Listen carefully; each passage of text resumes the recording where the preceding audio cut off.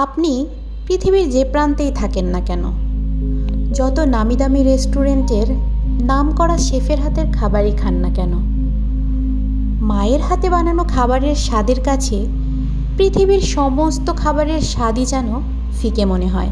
মায়ের হাতের স্পর্শে খুব সাধারণ খাবারটাও মুহূর্তের মধ্যে কেমন জানি অসাধারণ হয়ে ওঠে। আজ মায়ের হাতে বানানো বিলুপ্ত হয়ে যাওয়া খুব সাধারণ কিন্তু খেতে অসাধারণ একটা রেসিপি শেয়ার করব তোমাদের সাথে।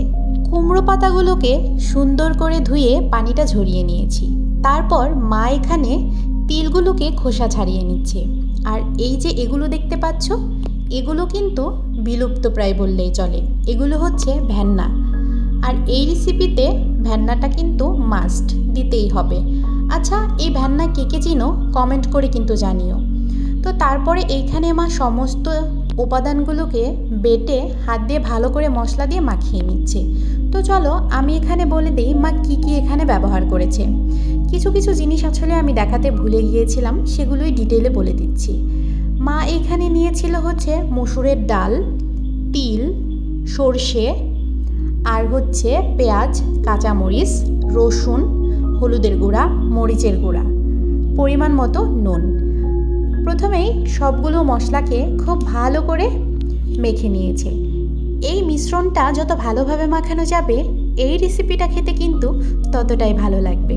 আর আমার মনে হয় এই রেসিপিটা আমাদের মানিকগঞ্জ এলাকার মানুষগুলো একটু বেশি চিনবে। আর বাই দ্য ওয়ে, আপনারা কোন কোন এলাকা থেকে আমার এই ভিডিওটা দেখছেন অবশ্যই একটু কমেন্ট করে জানাবেন। এবং আপনাদের এলাকাতে কি এই খাবারের প্রচলন আছে সেটাও কিন্তু বলতে ভুলবেন না। আমি তো ভুলেই গিয়েছি এটার নাম বলতে। এটা আমাদের অঞ্চলে ভেদা বলে। তো যাই হোক, এরপর মা চাল কুমড়ার পাতাটাকে পাটার উপর সুন্দর করে বিছিয়ে সেই মিশ্রণটাকে দিয়ে একটা একটা করে পাতাগুলোকে পেঁচিয়ে নিচ্ছে।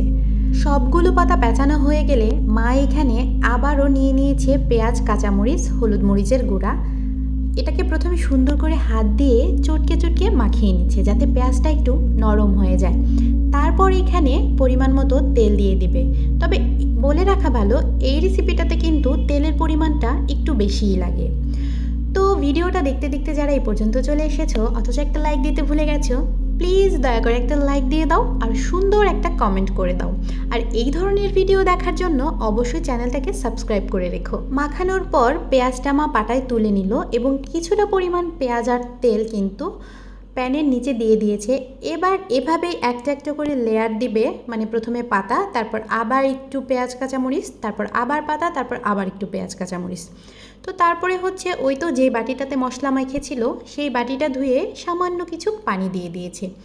এরপর হচ্ছে আসল খেলা শুরু। এবার আপনাকে কিন্তু রান্নাঘর থেকে 1 সেকেন্ডের জন্য সরা যাবে না, কারণ এটাকে হচ্ছে খুন্তি দিয়ে শুধু আঁচড়াতে হবে, বুঝলেন না তো?